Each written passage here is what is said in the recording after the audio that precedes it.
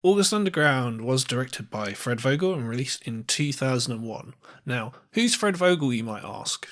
Though he's directed other films like Maskhead, The Final Interview, and Murder Collection Volume 1, none of which I've seen incidentally, Vogel is most famous for the August Underground films. He's also an accomplished horror special effects artist. He was teaching at the Tom Savini makeup school when he made the first August Underground film, and is the founder of Toe Tag Pictures, his production company, who released the August Underground films. I should also say that unlike the character he plays in these films, he actually seems like a really cool guy in every interview that I've seen of his. Now, August Underground is one of the very first found footage films. Could spend ages talking about found footage, but the episode would be too long, so all you really need to know is that the first film to use the gimmick of video footage being found was Cannibal Holocaust. Now, though found footage seems to have been around for ages, it didn't really come fully into prominence until about 2007 when you had films like Wreck, Cloverfield, Diary of the Dead, and of course Paranormal Activity. But by 2001, the found footage genre, if you will, was only exemplified by one film, which is of course the Blair Witch Project. And the Blair Witch Project is still, in my opinion, one of the best found footage films out there. Now, that's not to say it's the best film that uses the found footage gimmick, but I think as a found footage film, it uses the gimmick the best, or one of the best anyway. The August Underground films are also examples of fake snuff movies, which are also found footage, but where the aim is to emulate real snuff, where people are actually killed on camera. One of the first films that used the fake snuff movie gimmick was Snuff, oddly enough, which is a video nasty and is fucking terrible, and I don't recommend it at all, but was promoted using the exploitation gimmick that the last 5 minutes featured someone being killed on camera for realsies. Obviously they weren't, but enough people were convinced to earn the film a level of notoriety that, quite frankly, it didn't deserve. Other famous examples are the guinea pig films, or at least the first two anyway, particularly Flower of Flesh and Blood, which has the very notorious story that Charlie Sheen was in his hotel room one day in the 80s and he was flicking through the TV channels, Videodrome style, and he saw this man dressed as a samurai cutting a woman up for 30 minutes on one of the channels, so he assumed, oh fuck, this must be a real snuff movie, and he called the police, as you do. So well done, Charlie. After Guinea Pig, other fake snuff films were made in Japan, like Tumbling Doll of Flesh, which I haven't seen, but it looks very similar to Flower of Flesh and Blood, quite frankly. And in America, like the American Guinea Pig films. But other than something like the last 15 minutes of Megan is Missing, there haven't been that many fake snuff films made since the mid-2000s, which, if you've seen any of these films, you'll understand why. So before I talk about August Underground, there are a couple of things I thought were interesting that I found from interviews with Fred Vogel. So the budget was apparently just $2,000, which you wouldn't really know from watching the film because of how realistic the effects look. And the idea was to use August Underground as a cheap film to raise money to make a zombie film, which is what Vogel wanted to really make as his first film at the time, but unfortunately that didn't happen for various reasons. A lot of the movie was shot where Vogel was living at the time in Pennsylvania and features his brother, his cousin, and even his grandmother as some of the victims. From what Vogel said as well, the main influences on the film were Man Bites Dog. There's a scene where an old woman dies that reminded me of a similar scene in that film, and Henry Portrait of a Serial Killer, particularly the home invasion scene. Vogel's also said he wasn't happy with the state of horror in the late 90s. I don't blame him. It was not the best time for horror, let's put it that way. And that he found films about serial killers to be weak, and they tried to make the serial killers likeable, and they tried to make them cool, in inverted commas. So he wanted to make a more realistic horror film about serial killers. So as a result, he made August Underground. Now, it's normally at this point in the show that I would tell you what the story of August Underground is, but quite frankly, there is no story. All the story that there is very simple and limited. So basically, you've got two guys, one of whom is the man behind the camera recording everything that we see, played by Alan Peters, who also co-wrote the film, and his friend Peter, who's played by Fred Vogel himself. And it's essentially them torturing and killing various people and all the mundane stuff that they get up to when they're not doing that.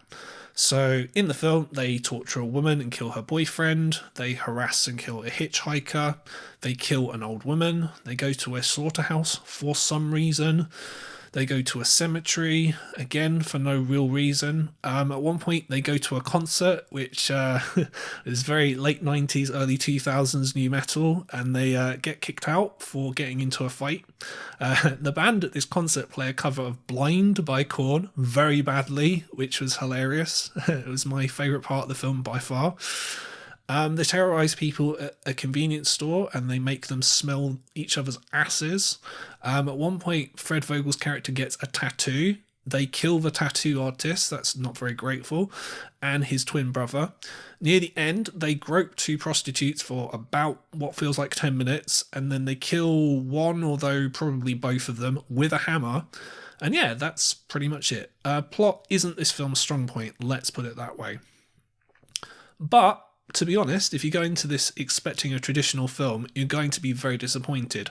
So, like I said, there's not really a plot to speak of. The narrative's completely non-linear, there's no character development. The only thing you can say, if you're being generous, is that Peter has body image issues, but that's it. Two main characters, ignoring the parts where they torture and kill people, are completely immature, they're obnoxious, they're sex obsessed, and there's no point where they go on a voyage of self-discovery where they find themselves and they learn the error of their murderous ways. So let's put it this way, they're very unlikable. The victims also don't get any kind of backstory either, so that we can feel sympathy for their plight when they're being tortured. And there's no conflict between any of the main characters at any point, and this will annoy a lot of people, but there is no ending to speak of, at least not in the conventional sense. August Underground is closer, if anything, to an experimental film. It's transgressive. You know, I can't believe I'm going to make this comparison, but like someone like Andy Warhol, when he made his art films in the 1960s, like he would make, for example, something like Empire, which for those of you who don't know is literally a static shot of the Empire State Building, which lasts for about 8 hours. Yep, it's just as exciting as it sounds. Or there's a film that he made called Sleep, which is literally a single shot of someone sleeping for hours, and there would be some thin artistic explanation for making a film like that. So, I don't know, he wanted to explore the human condition or something similar to that. Basically, like, I'm rambling, but what I'm trying to say is you have to take these films on their own terms, and Vogel wanted to make a film that was like a snuff film. So in a snuff film, there's no plot, there's no three act structure, it's totally random. And the two main characters literally just torture and they kill and they dick around, and that's basically it, pretty much. We find nothing out about them, their motivations, their past, nothing like that, which is, I guess, completely realistic. So in that sense, Vogel succeeded at what he was trying to do. But as a film, is it a good film or not? Well, main thing that people talk about in the film is how realistic the gore effects are, and how people thought, similar to Cannibal Holocaust, that the film was real and people were actually being killed. Vogel mentioned that the effects are all self-contained, there's no cutaways, and so the special effects, when you do see them, are really good. They look very effective, they don't look fake. But what I will say is there's not actually as much gore in this film as you'd expect, considering one, Vogel's job is as a effects makeup artist, and two, considering how the reputation of this film suggests, well, you know, it's a fake snuff movie and it's really vile, so it must be really, really violent. Similar to the Texas Chainsaw Massacre, the way we perceive the film is to be much more violent and visceral than it actually is. So when we see things like a nipple that's been cut off, or a man in a bath who's been castrated, or a guy who's had his leg cut off, you know, we don't actually see those things happen. We only see the after effects. The most that we kind of, you know, experience as an audience is we hear the boyfriend being dismembered in a bath. But again, we don't see it. All we see is Fred Vogel's character throwing up in a toilet, which tells us as an audience everything we need to know. Ironically, one of the goriest scenes in the film, if anything, is when Fred Vogel managed to accidentally bust his brother's forehead open in the convenience store scene by accident. And there's a couple of scenes involving a hammer, which I guess, you know, is pretty brutal. I mean, any scene where you're smashing someone's head in with a hammer is going to be nothing but brutal. But like I said, other than that, it's pretty much it. And a lot of the violence is off screen. And the torture scenes are more psychological than anything like, I don't know, pulling people's guts out and all that kind of stuff, which would come later in the series. So this film, in a way, is a very kind of early film in the torture porn cycle of films. Torture porn didn't really exist in 2001, and I'm not going to claim that this is somehow this super influential film or anything like that, because quite frankly, I don't think it is. But it's interesting that this came out, and then you had the Texas Chainsaw Massacre remake, and then you had House of a Thousand Corpses and Hostel and Saw and films like that not too long after that. So in comparison to those films, the tortures themselves, they're not physical, they're more psychological. The worst thing we see, if anything, is the woman at the beginning of the film who's tied up having her own shit rubbed on her. Like, most people can relate to this way more than having their leg cut off. And the entertainment that the cameraman gets from tormenting this poor woman is what makes it disturbing. Which brings me to what I find most interesting about the film, though, which is the camera work and the character's relationship to the camera itself. So, similar to the Blair Witch Project, the quality of the footage has been deliberately degraded in post-production and then by video-to-video transfer several times. Anyone who's old enough to remember video can tell you that, by the time you've copied something 2 or 3 times, the quality of the footage does drastically go down, and this adds to the realistic nature of the film by making it look like home video footage someone would have shot. And what this does is it conceals certain makeup effects to make them look more realistic. What I would also say, and this again goes back to the Blair Witch Project, is what the Blair Witch Project does really well, and people completely misinterpret this, is when you watch the film, you go, okay, well, it's not filmed that well, and the framing isn't very good, and, it's moving a lot, camera's kind of jerky. And I'd say to that, well, it's meant to be footage that's filmed by a non-professional cameraman, so obviously it's going to look like that. And that's the point. It adds to the realism of what you're watching. And, the problem I've got with a lot of found footage films that are made now is they look too professional and too clean. So August Underground also has that same non-professional look as the Blair Witch Project. Like, one thing I noticed when I was watching August Underground for the show is that the framing, a lot of what's shot is kind of too close to the actors' faces and bodies, which I guess adds to the claustrophobic nature of the film as well, which I thought worked really well. And, given this is meant to be a snuff movie, having it shot that way feels much more authentic than if it was shot professionally, if that makes sense. And also, I liked how there are no opening credits for this or any of the 3 films in the trilogy. And that, again, adds to the authenticity of what we're watching. Also, in this film, compared to the sequels, the perspective is always from the point of view of the cameraman. I find this more consistent than the other films in the series, as to me, they fall victim to the why are these people still filming trope, which a lot of found footage films suffer from, and it really kind of breaks the suspension of disbelief. I think that one of the main reasons that people get uncomfortable watching this film is because our point of view is the same as the cameraman. We never see what he looks like, never really involves himself in the murders because Peter does all the actual killing and dismembering, and he just watches and laughs and kind of just eggs him on. It's interesting that during the long scene with the prostitutes, he's more interested in Peter getting laid than having sex himself. Interestingly, we also never find out the reason why these characters are filming themselves, which makes it different to a film like Zero Day, for example, where the recording is being done as a video diary. The film may be influenced by Natural Born Killers, and in influence, Vogel has mentioned reality TV and the idea that anyone could be famous becoming more of a thing in 1999 and 2000. It was the turn of the millennium and all that. But to me, something that's truer as to why they're filming is boredom. Like, young people who live in the middle of nowhere don't have a lot of entertainment options, so they often end up involved in these antisocial activities. So, for example, you'll see in this film, like, where Peter gets thrown out of the gig for fighting, or when they harass the man at the convenience store. Now, I'm not suggesting that all young people in small towns who are bored are going to resort to things like sadism and murder in real life, and it's not really explained in the film how they've reached that point.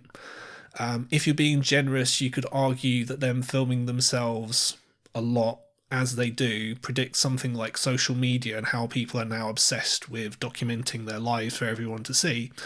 in a way like how Hitchcock said that drama was life with the dull bits cut out, except in this case, August Underground would be drama with some of the dull bits cut out and some of them left in for dramatic effect, which is interesting because a lot of people who hate this film hate it because they find it meandering, they find it really boring, and there are parts of the film that I think are there to deliberately be boring, quite frankly.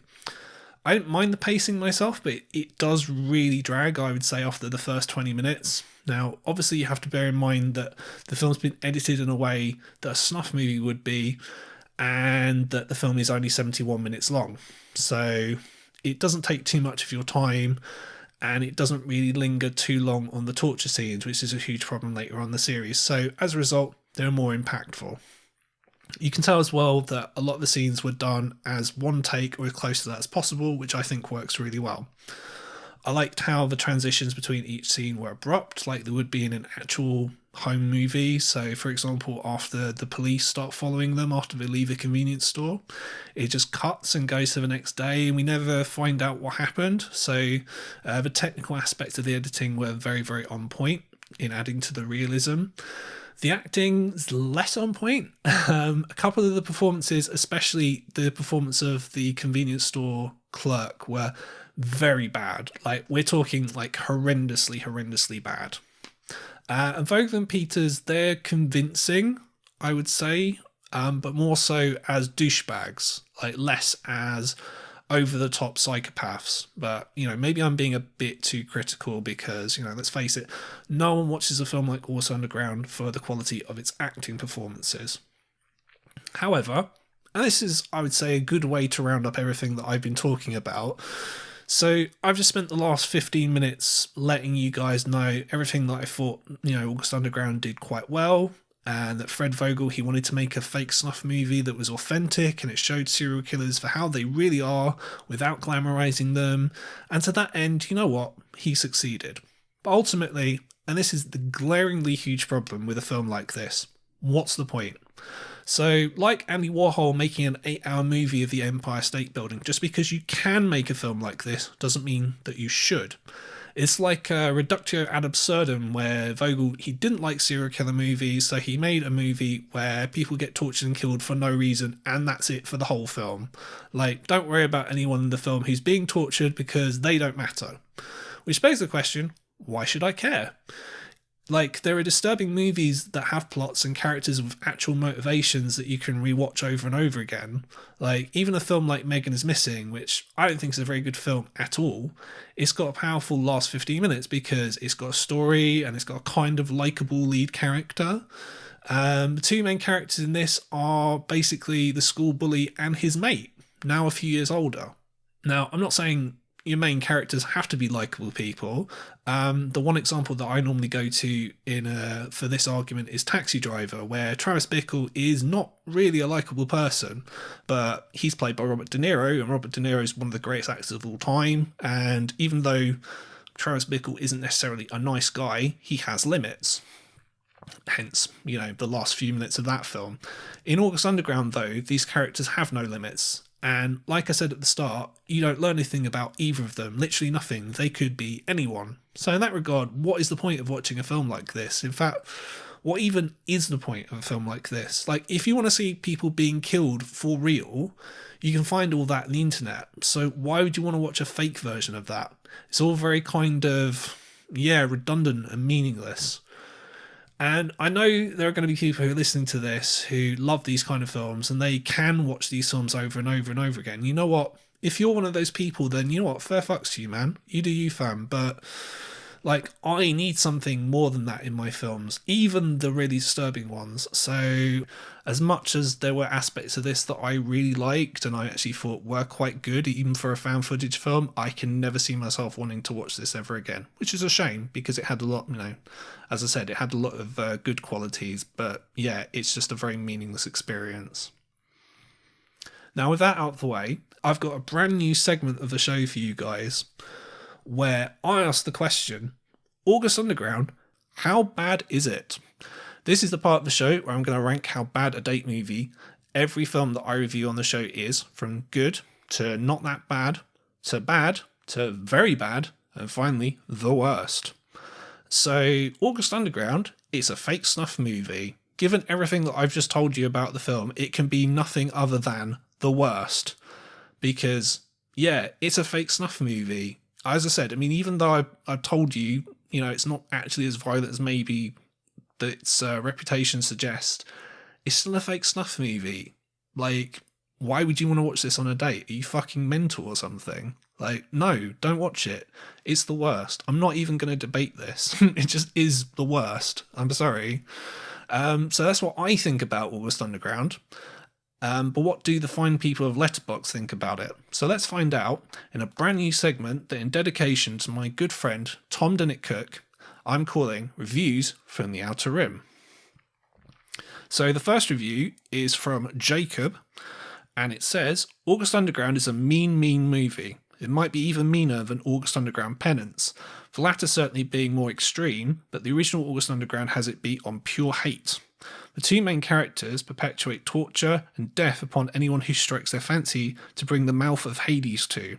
There's no storyline involved, just two dicks with their camera. There's never any explanation as to why the characters in this situation are filming, but whatever, getting their jollies by destroying people's lives. What makes August Underground notable isn't so much how dirty it feels, you can watch Pink Flamingos and feel just as dirty, but how suffocating the camera's presence is. It doesn't present the perpetrators in any light other than what they are. It doesn't attempt to only present the glamour of their actions, and it kind of does the opposite. We get about as many scenes of the perps complaining about the smell and vomiting the toilet than we get of them slapping people around. Like most serial killer type movies present antagonists that are godlike. How do you kill Freddy Krueger? How do you get rid of a Jason? They're villains that create their own reality because nobody can stop them. They have no weaknesses. You'd never see them stooped over a toilet because of the smell from cutting off a dead person's limb, right? So August Underground is presenting serial killers that feel devastatingly human. These are guys that feel like assholes you went to school with. It's not hard to imagine your after-school bully acting like these guys act as he laughed about knocking your books out of your arm, except these guys laughing about people they have tied up in their basement. Despite being a movie that isn't traditionally scary, and I agree with that, there's no thumping in the dark as protagonist's eyes dart back and forth. This movie, more than any other, might affect how I view people in the real world. Because even something as simple as these two guys walking into a chintzy roadside attraction made me afraid for the people inside. And they're just walking around making crude jokes and doing absolutely nothing, but it's unnerving because of what we've seen them be capable of. And now whenever I go to a place that the public goes, I see two 20-somethings laughing and acting like dicks. I'm going to be like, are these guys out there to beat whoever up for no reason and all other than their own amusement? And it will be a valid question. That is the power of August Underground. Second review is from Sally Jane Black. It's quite a very well-known sort of reviewer on Letterboxd, and this is what it says. The most I can say for this is that the cameraman is an effectively portrayed invisible character. He seems real, his camera focusing on his perverse fixations rather than, well, anything else. He spends a lot of time focused on women's chests. He's not a filmmaker, he's a mentally disturbed person going on a killing spree with his serial killer friend. He isn't interested in high quality video, he isn't interested in framing and composition, he's interested in his sick titillation, and he remains focused on it the entire time. I almost threw up once, which is sort of a badge this movie can wear, I suppose. I can't imagine Fred Vogel isn't proud of this. He's the sort of person who makes this kind of film takes pride in it. Apparently his primary trade is in makeup and effects, and there are times when this film feels like a highlight reel, especially when they focus repeatedly on certain things, like the missing nipple for instance. While it's partly characterization for our twisted cameraman, it's also clearly a quiet brag about how impressive it looks in low-fidelity video. So it succeeds in transgression, but it has no statement, no soul, no value. You either watch with nauseated awe or you turn it off. And quite frankly, I couldn't agree any more than that. And that's pretty much all I have to say on the first film. 2 years later, in 2003, Vogel made August Underground's Mordum. Now, this time, the film isn't just directed by Fred Vogel, it's also co-directed by Vogel, the other three lead actors in the film, and Jeremy Cruz, who works for Toe Tag Pictures with Vogel. I believe he does a lot of the gore effects for them, so it's more of a collaboration this time. Alan Peters, who played the cameraman in the first film, didn't return for this one, as according to interviews, he was worried about what being in August Underground would do to his career, as he had a family, which is fair enough. Now, as weird as this is going to sound, I actually missed his presence from this film. Not only was his character the single point of view, as I mentioned earlier, but he was actually scary. He was a counterpoint to Peter in that he just seemed to want to have a laugh, and his friend happened to enjoy killing and torturing people. Instead, in this one, we have, in effect, 3 Peters, which is one of the many problems I have with this film. So the story of this one is basically the same as the last one, except with one key difference. Instead of there being 2 killers, there are now 3 killers. The plot is also the same in that you've got scenes of torture, and then you've got scenes where the main characters are messing around or going to gigs. There's another terrible new metal gig in this film, you're pleased to know. Now, because there are more characters, it gets a bit more complicated. There's a love triangle in this film, of sorts, if you want to call it that. Vogel's character, who is now credited with the awesome name Peter Mountain, I have no idea how they came up with that or chose the name Peter Mountain, but it's absolutely amazing. He now has a girlfriend called Krusty, played by Christy Wiles, and her character has a brother called Maggot, played by Michael Todd Schneider. Literally, the first 2 or 3 minutes of this film is Peter and Krusty arguing and shouting at each other, him calling her every name in the big book of Vince Russo insults. He calls her a bitch, he calls her a slut, and he calls her a whore. And the reason for that is it turns out that she's having sex with her brother, and Peter is not happy about it. So it's like Jerry Springer, and that's just how the movie starts. So imagine what the rest of the film is like. Compared to the last film, it's got the same kind of multi-generation VHS look from the first movie that I thought worked really well. Gore effects are really effective again, and it's definitely convincing as a fake snuff movie in that it's got no opening credits, it's got the abrupt transitions between scenes, etc. again, and while there's no great acting here, the performances are certainly committed, I will say that much. Those are the sole positives I have to say about this film. Everything else you're going to hear from this point is going to be pretty much negative. So, this is not a very pleasant film to watch, which I guess is the point. I think what Vogel and everyone who made the film must have done is, I imagine they took a look at August Underground, they said, you know what, let's do that again, but more. So pretty much everything in this film is excessive to the nth degree. So it's gorier, it's about 1,000,000 times nastier, which is hard to believe given the last film, but unfortunately that comes with other issues. So the 2 main characters in the last film, they were complete psychopaths, but you know what? They got on, they never argued, and they were just having a grand old time torturing and killing people. And this one, like I said, the first 3 minutes of the film, it's just characters shouting at each other. You know, I thought I'd accidentally put on a Rob Zombie film by mistake. Literally, from the word go, you're just really annoyed by the characters, and that's the worst thing that you can do in any film. It happens a few times later on as well, at which point I just wanted the film to stop so I didn't have to watch it anymore. The only character in the film I didn't hate was a 4th killer, who's played by Killjoy from the band Necrophagia, but he was only in the film for about 15 minutes. To be honest, the only part of the film that I thought was funny was after Killjoy murdered a woman, incidentally played by Fred Vogel's wife. He's sat at his desk and it looks like he's working on what appears to be an Excel spreadsheet, and Peter's like, oh, hi, can we hang out with you some more? Can I keep in touch? Which I thought was actually surprisingly wholesome for a movie like this, and it amused me to no end. Anyway, another film that I thought which was a massive downgrade was how this one was filmed. So in the first film, though it's not professionally filmed, obviously, you could see what was going on at the very least. Like, you're not going to get motion sickness watching it, whereas this one, you definitely are going to get motion sickness. There are huge sections of this film where the camera is literally just moving around and swirling around for no fucking reason whatsoever. And it's hard to focus on anything that's going on because the camera keeps moving. Like, I had flashbacks to when I was watching the Ghastly ones on the Lament configuration. I was just like, why is the camera moving all the time? Just keep the camera still. Jesus Christ. And there are also whole sections of the film which are too dark and you can't see anything that's going on. It's just horrendous. And that adds to the tedious of watching this film because it's a fucking boring film to watch. It's so boring. And it's hard for me to say that about a film which has some of the most horrendous things that you'll ever see in any film. Like, the worst thing about the film for me is a section about halfway into the film that lasts, and I shit you not, 20 minutes, where the 3 killers have just got these two lesbian women captured and they torture them for forever. and they get vomited on, they get sexually assaulted, they get spat on, like all this stuff is happening, and it's just so boring.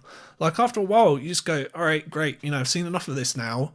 And it's not that I'm offended or disgusted by what's going on, it's just tedium. I just want them to get the fuck on with it and just move on with the rest of the film. And again, like the last film, there's no character motivation at all. Although, having said that, compared to the first film, there's at least some sort of character motivation with the whole incest film. And yeah, like Peter, he's not very happy about that. But as the film goes on, Maggot gets more and more deranged and he's totally jealous of Peter, I guess. I don't know. Like, that's pretty much it as far as story goes. Look, now, to be honest, I get the only reason to watch this is because of how fucked up it is, literally. And I feel like I'm wasting my time even going to any kind of detail about like, well, the lighting's not great. And the production design is, well, actually, now that I mention it, the production design is very scuzzy. Like, there are many scenes which take place in dirty places with maggots and they look filthy. And like, I can't imagine what it must have been like to film in these places. These are the dirtiest locations I've ever seen in any film. It's just horrible. Like, absolutely horrendous. But yeah, going back to what I was saying, like, all kinds of shit happens in this film. Like, I'm just going to preempt this now. Like, in terms of how bad the film is, like, this is the worst by far as a date movie. Like, I might have to break my own scale already. This is just film 2.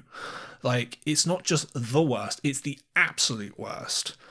Now, this film might as well just be a checklist of the most disgusting things that have appeared on film ever. So, we already covered, we've got incest. We've got 2 scenes of self-harm. You've got maggot eating.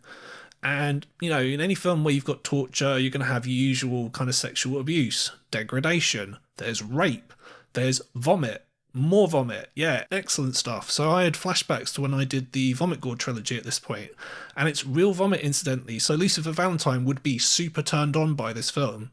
Also, there seem to be a lot of shots of male genitals in this film, which, yeah, make of that what you will.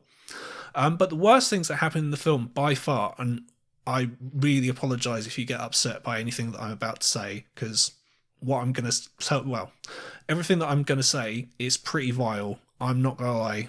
So you've got a guy, he's naked in a box-like structure, and he's coerced, shall we say, to cut off his dick with a really small pair of scissors, and then his severed dick gets different things done with it that I'm not going to go into here, but let's just say they were really, really horrible. So at this point, I regretted having a dick, let's put it that way. So that's one. Going back to the lesbians from earlier, one of them gets killed. They cut open her stomach, pull out her guts, and then Maggot has sex with her in the slit where her guts were. So he's literally gut fucking her dead body. Yeah, that happened. Then later in the film, you've got a shed with all these dead bodies in it, one of whom is a maggot-covered dead baby with no head. And then speaking of dead kids, the worst thing that happens in the film, by far, very sorry for this one, everyone, is you've got necrophilia. So it's Maggot again. He's having sex with a dead body, but not only is it a dead body, it's a dead child's body. So it's not just necrophilia, it's necropedophilia. Yeah. Not really a lot that you can say after something like that, to be honest. So, yeah, quite frankly, if you want to watch a film that's legitimately one of the worst date movies of all time, just watch this, because it's right up there. It's right up there with the Vomit Gore films or Cannibal Holocaust or any of those kind of films. Because is it a good film? No way. Fuck that. It is not a good film in any way, shape or form. Like, the only people who are going to get anything out of a film like this are people who are into really disturbing films. I mean, really, like I said, it's just so boring. And like the first film, which by the way may as well be Citizen Kane in comparison to this, you're going to be asking yourself, what's the point of me watching this? It's just so pointless. Like, there's no purpose to this whatsoever. You could argue, with the first one, they were trying to make something that felt like a legitimate snuff movie. But with this one, it's got nothing to it other than how disturbing can we make this film? What's the furthest that we can do to make this film just the most disturbing thing ever? And they went out, and you know what? They did it. And hey, if that's what you're into, again, that's cool, man. But as a film, this is no fun to watch. I didn't get any enjoyment out of this whatsoever. The only reason to watch it is to say that you've watched one of the worst date movies of all time. And that's basically it. Not recommended from me whatsoever. And this one, it's not a, well, I don't recommend it, and that's a shame. It's a, I just don't recommend it. It's got nothing going for it whatsoever apart from sheer depravity. And if I go to reviews and out of rim from this one, you can only imagine what Letterboxd had to say about it.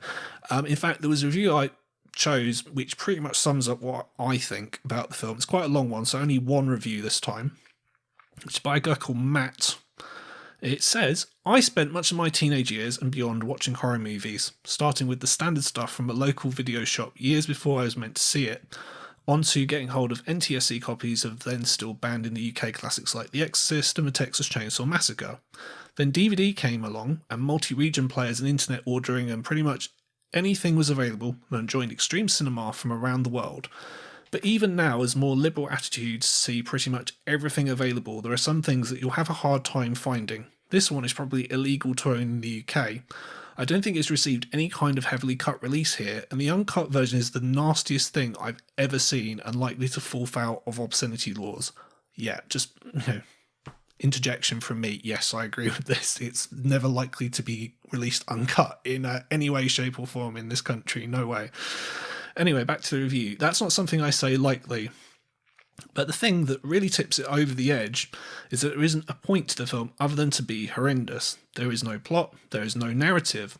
There aren't even scenes in between the nasty bits, it's just wall-to-wall torture porn. The premise is that it's found footage from a group of incestuous serial killers, so the camera flicks on and somebody is fucking their sister. That scene plays out, and it just jumps to a crack house raid and someone being beaten to death with a hammer.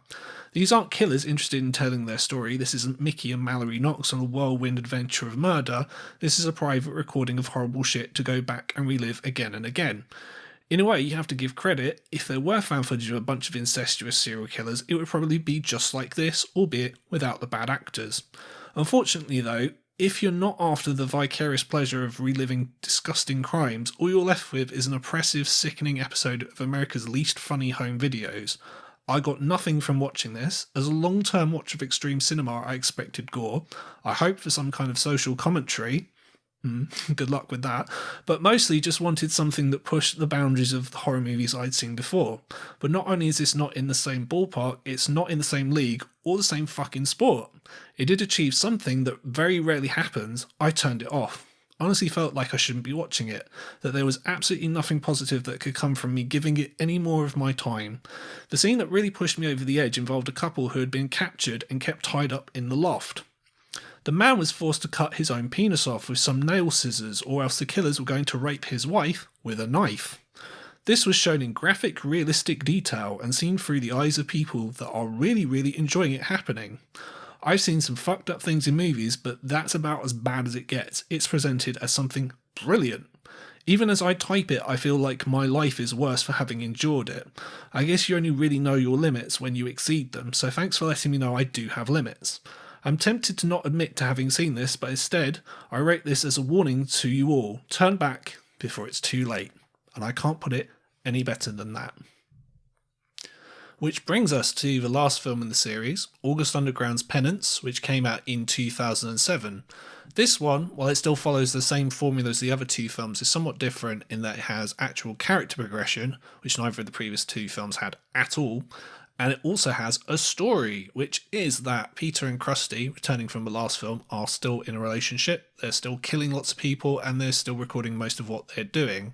Difference is, this time, is all the murder, rape and torture is having a negative effect on both of them, and it's hurting their relationship. Now, as you can imagine, this being an August Underground film, it does this in a really fucked up way, but thankfully there's nothing as horrible as the worst parts of the last film. So, the biggest difference between this and the other two films is the way the film looks. In this one, they haven't used any post-production effects to make the footage seem like it was filmed on an old camcorder. The picture quality is very clear, so you can really see everything that's going on, which is a huge upgrade from the last film. Another thing that helped is there really wasn't a lot of shaky cam in this one. There were even parts where the person filming put the camera down. So on the whole, there weren't any points in the film where I didn't know what was going on, which was great. That being said, whereas the other films felt like actual videos someone found, this film feels like I'm just watching a generic found footage film. By that, I mean the characters are filming because they have to for the story they're telling to work. There are definitely scenes in the second half of the film where there's no real reason for them to be filming. I mean, there's a scene where Krusty's at a gig and some random guy takes her to a back room and they have very rough, violent sex, and she's just filming it while he's fucking her. And this guy doesn't seem to be that bothered that he's being filmed. Like, it's all very strange. So, yeah, the found footage aspect of the film gets, shall we say, stretched beyond plausibility at times, especially near the end of the film. However, as far as the pacing goes, this one is, I would say, more mature than the first two films. None of the scenes felt like they went on too long, which was definitely a problem in the last film, as I said. And the first really violent scene in this film doesn't take place until 20 minutes in, and barring the Christmas scene in the middle, which I'm going to talk about in a minute, the film doesn't get really intense till the last 15 minutes. In a way, though, I would say this film feels like a return to the first August Underground film, in that you've got Fred Vogel's sole director again, two writers, Vogel and Christy Wiles, and Vogel and one other person editing the film. Now, in comparison, like I said, Mordum had 5 directors, but also 5 different writers and 4 editors, which, let's just say, is a bit excessive. So one of the problems that I had with Mordum, aside from the many problems that I mentioned earlier, is that the film is just very incoherent. Like, there's loads of random shit happening, and that's because you've got different scenes being filmed by different people, and they all have got their own style, so it's very hard to follow. Now, on one hand, you can say, well, you know what, it's an interesting experiment to make a film that's meant to be a snuff movie and, you know, filmed by different people, and maybe it's just more realistic to do it that way. But that didn't work for me, quite frankly. In Penance, you've got half your scenes filmed by Vogel, and the other half by Wiles. So while it's not like the first film, which was only filmed by one person, it's a lot easier to follow than the last film. So, you know, thank heaven for small mercies on that one, because that film was mental. And one of the main examples of this is the Christmas scene that I just mentioned, which technically, if you think about it, makes August Underground's Penance a Christmas movie, which you can watch alongside Die Hard, Santa with Muscles, and all your other festive favourites. Now, in this scene, Peter and Krusty invade this family's home. They kill the dad, they kill and they try and rape the mum, and then in the most shocking part of this scene, they kill the daughter.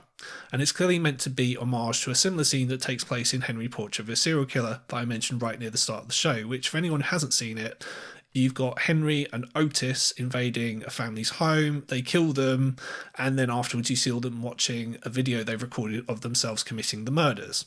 And this scene in Penance is clearly meant to invoke that, although obviously it was done better in Henry Portrait of a Serial Killer for reasons that I'll go into a little bit later on. This scene does work very well though. It's got a realistic feel because we can see everything play out in one take, and to be honest, I thought it was probably the best thing in the film. It's the only part of the film that is uncomfortable to watch because, you know, it is all one take. It doesn't cut away from the action.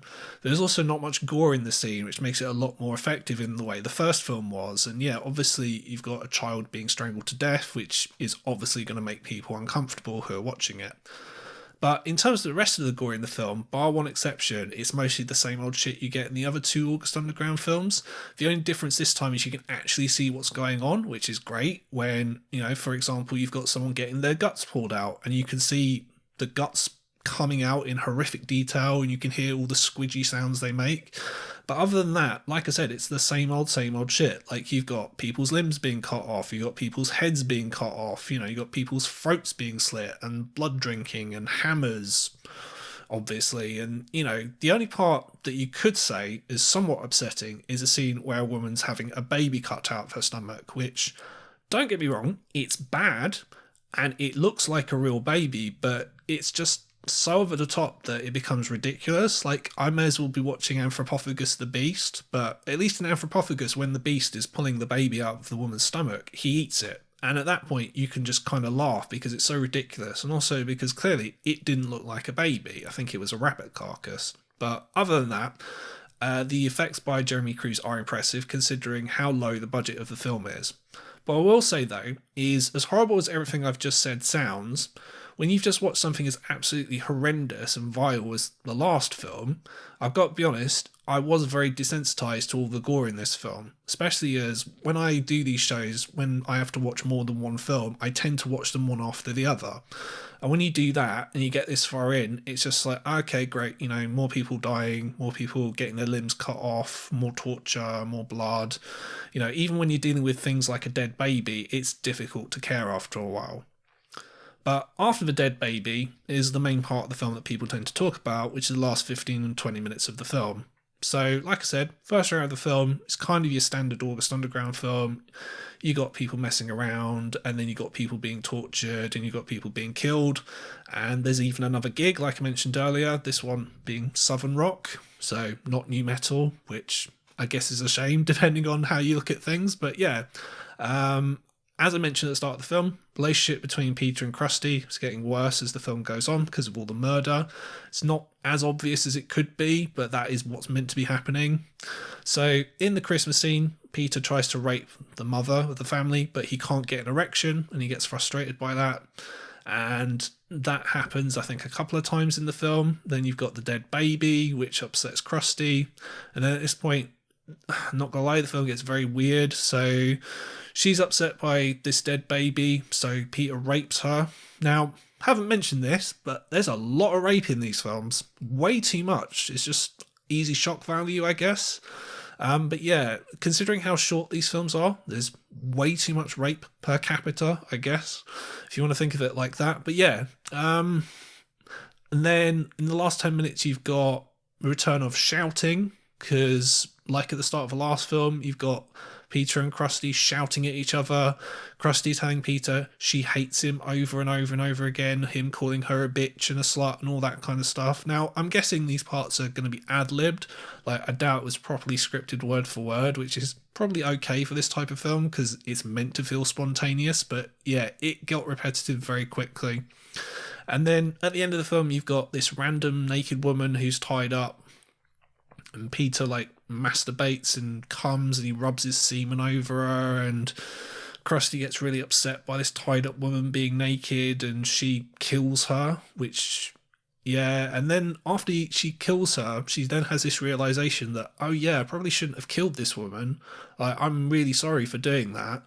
And it's like she realised suddenly that everything she's been doing is completely wrong, and then she commits suicide by choking herself to death somehow, and yeah, it just ends, which is a bit weird, I guess, and out of nowhere.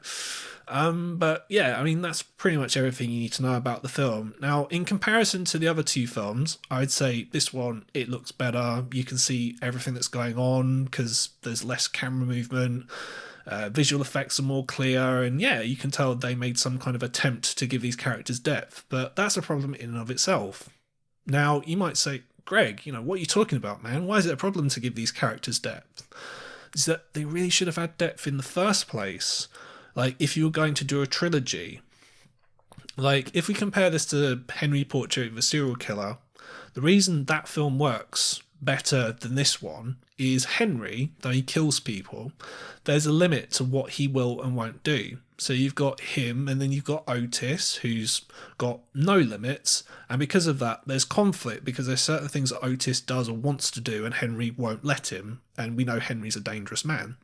So that's, works much better than in this film, for example, where, well, in fact, all three of the films, really, where it's just people egging each other on to do worse and worse and worse stuff, and everyone's just laughing and having a grand old time, and there's just no drama at all. Now, I get some people are going to say, listen to this, well, hang on a minute, isn't it really annoying when you've got a character going, oh, why are you killing these people? Don't do that. This is wrong, guys. And I get that these are meant to be snuff films, and in a real snuff movie, you wouldn't have a character who would basically be the moral compass of the film. But yeah, watching films like this it's a very hollow experience. Like, we're watching these people kill for no reason, and that's it. That's all these films are. And this is the first of these films where any one of the main characters shows any remorse for what they've done, and it's literally, 2 minutes from the end of the third film in a trilogy. So what's the point in that? It's just completely meaningless. And even though they tried more with the story in Penance, it's still unclear what's actually going on. Like, in preparation for this, I saw a behind-the-scenes documentary where Fred Vogel was being really proper defensive about people saying oh, people say the August Underground films, they don't have a story, but all three films have a story, man. Like, these people are being completely unfair. Now, the first film doesn't have a story. I'm sorry, it really doesn't. Like, I defy anyone to tell me what the story of the first one is. And Mordum does have a story, but that story is just man is angry with girlfriend for having sex with her brother, and brother is jealous of him. And that's it. I mean, good luck getting any kind of feature length film out of that, really. And then you come to this film, which, like I said, it does have a story, but the storytelling is not great. Like, there's certain things that don't really add up when you're watching it. Like, obviously, I mentioned that it's about a relationship in decline, but really the decline's not super obvious until the end of the film. So, like, they seem to be having a good old time, and then in the last 20 minutes, all of a sudden, they don't have a good time anymore, which is a bit weird. And the point that triggers that doesn't really make sense either. So, like, Krusty gets upset after seeing this baby, but why is she upset after seeing this woman and the baby? Now, we can assume that maybe at some point in her past she had a miscarriage of some sort, but we're not told that as an audience. So why do we need to guess what's happened in order for that to make sense? And what happened to Maggot? Like, if you're going to make sequels with characters from previous films, you need to give the audience a reason to stay invested who've watched the previous films. Like, I assume Peter killed Maggot at the end of Mordum, but no one really says anything. And what happened to the cameraman from the first film? Like, did he get arrested? Did he die? Did he have a change of heart and Peter killed him? I mean, what happened to him? Like, you know, throw us a bone, guys. Like, throw us a bone, Fred. Like, what the fuck, man? And I guess the most annoying thing about all this that just sums up everything that I've said for the last few minutes is, you know what, I still don't feel like I know anything about Peter Mountain apart from his awesome name. Like, the only thing I got from the three films is he may have had a bad relationship with his dad, and he has body issues. Now, first film, I get it's meant to be a snuff movie, so you can get away with not telling us anything about any of the characters. That's fine, forgive you that one. But when you've got the same main character in three films, you kind of need to do a bit more, you know, than just have him just there killing people. Like, we need to know a bit more about him. Like, who is he? What motivates him? What does he think? Tell us about his family life. Like, tell us anything about him. Like, in any kind of film with sequels, you do kind of, even in crappy like film series, they do kind of give you like more kind of backstory for your main character. Now, a lot of the time that's for the worse, but in this, it's like, you know, we kind of need a bit more than just, you know, people being killed and tortured for three films, because it gets a bit redundant after a while.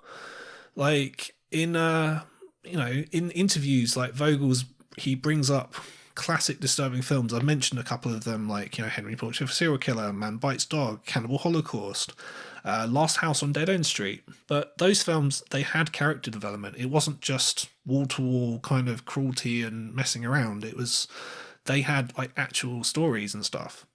So yeah, to be honest, if he just made the first film and left it at that, then I wouldn't have said any of what I've said for the last kind of 5 minutes or so. But because there are three films, and you're going to ask me to spend the better part of 4 hours of my life watching your films, you better give me something worth my time. And if there is more to these stories and characters that I'm missing, then it's your fault for not telling us. You know, don't blame us for your bad storytelling if we don't get it. You know, I'm sorry, but that's, things like this really annoy me. So anyway, I apologise if I'm going on a bit of a rant. Anyway, on the whole, in terms of what I think about this film, I would say Penance is better than Mordum. The only people who won't think that are people who liked Mordum because it was really fucked up. Not that Penance isn't fucked up, but Mordum was a lot more shameless in doing stuff just for the sake of shocking people and being sick just for the sake of it.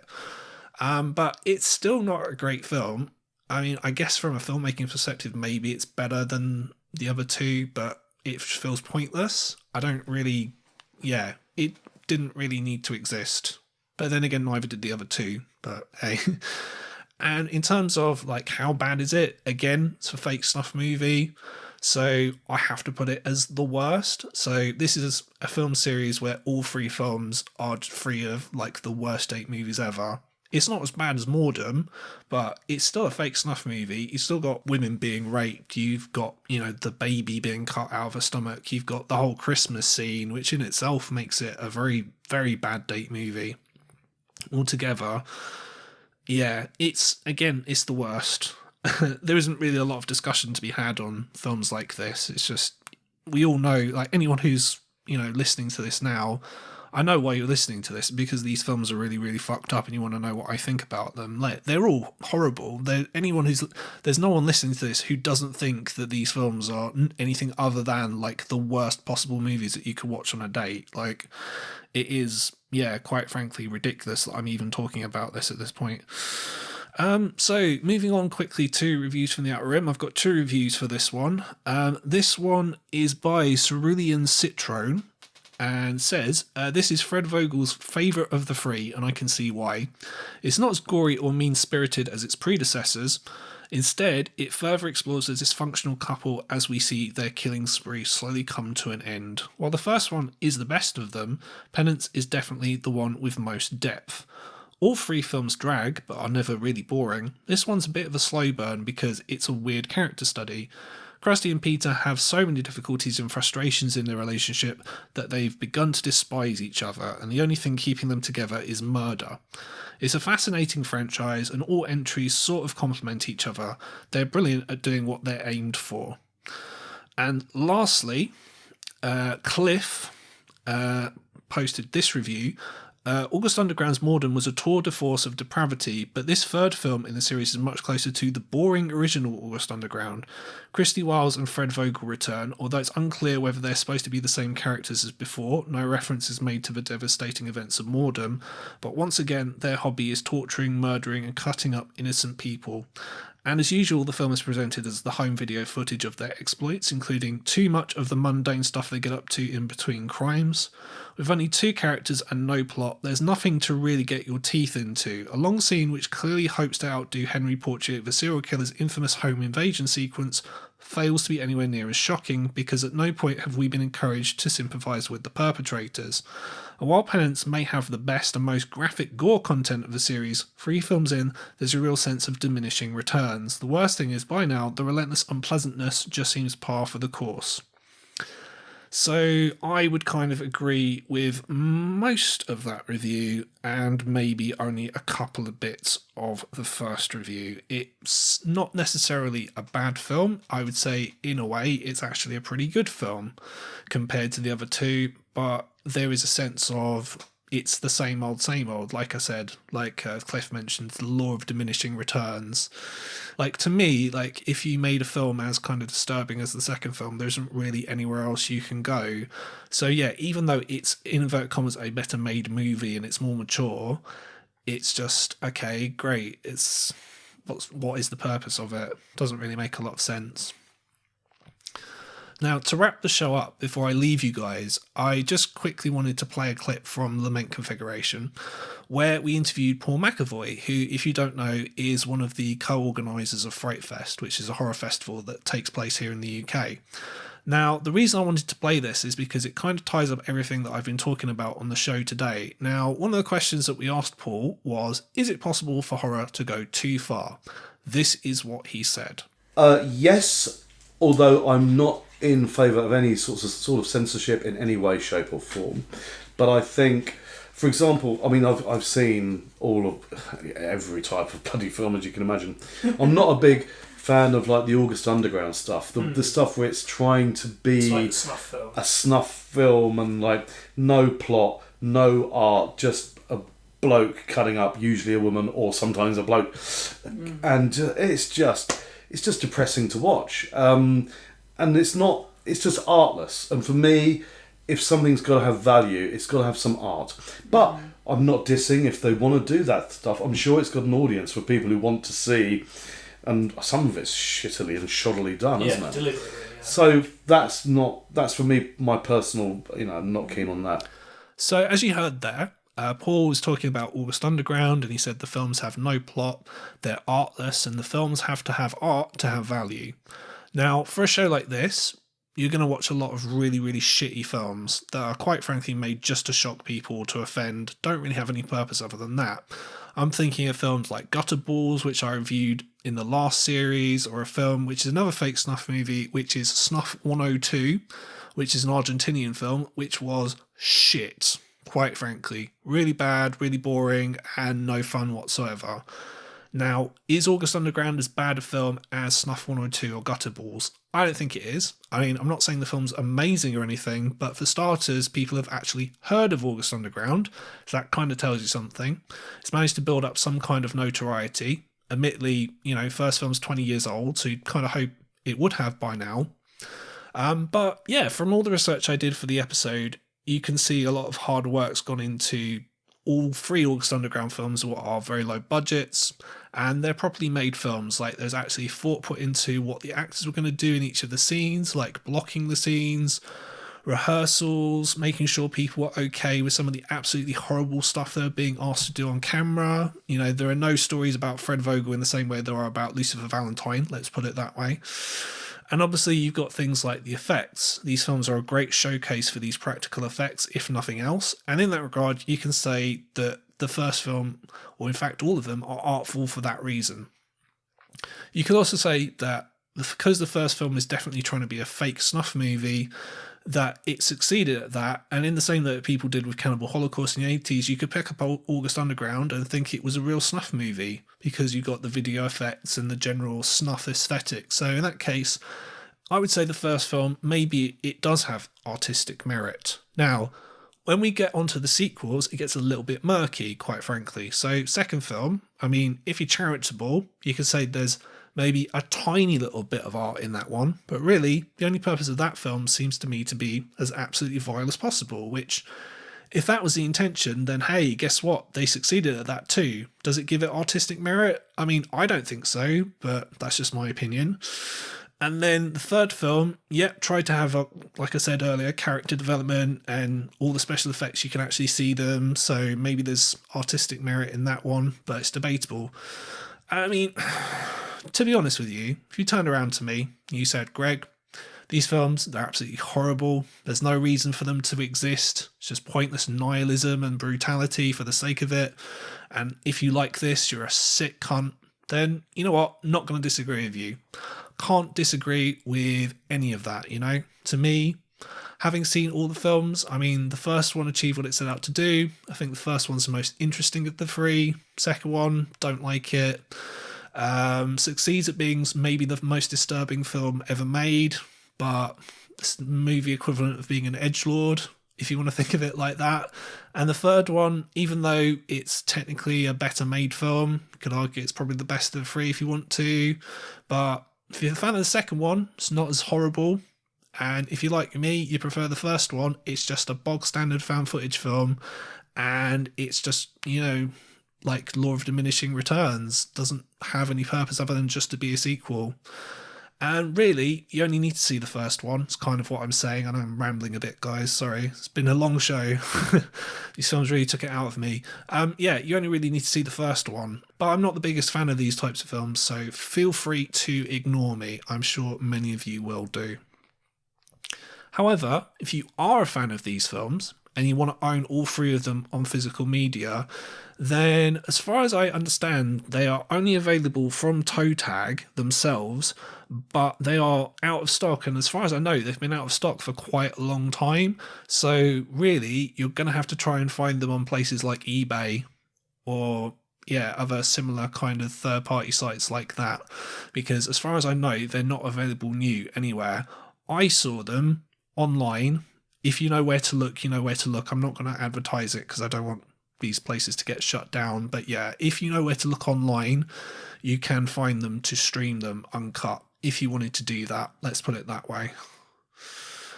So that is the end of the first show in the new series. My name's Greg Knox. These are the worst date movies ever. I really, really, really appreciate you guys listening to the show, making it all the way through to the end. I put so much work into the show, you would not believe if I told you like how much aggravation and shit and kind of sweat and tears have been put into this particular episode of the show. The rest of the episodes will be up every Sunday, so look forward to hearing what you guys think of the new episodes. I want to thank everyone who's listened to any of the previous episodes, and stay tuned for more of the worst date movies ever. Thank you for listening. If you want to follow me on social media, you can at Worst Date Movies Ever. And don't forget to click subscribe wherever you're listening to this right now to never miss another episode of Worst Date Movies Ever.